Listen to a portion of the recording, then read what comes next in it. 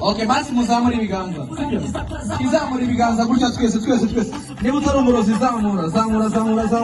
Zamura mwitende twese. Zamura DJ. Tuzamure twese ibiganza. Kwa kundi.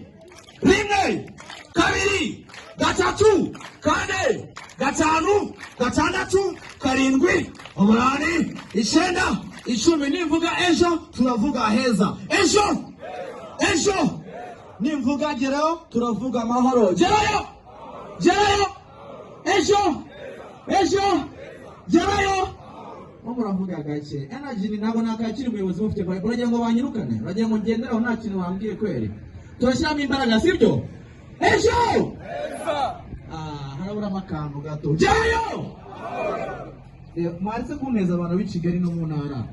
Ejo muri kubumva ra nta kintu kirimo. Bavuze ngo nta kintu kirimo.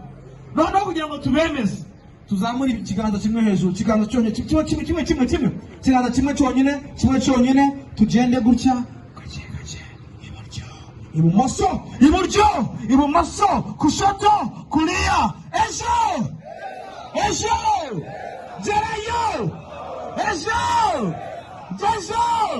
gerayo.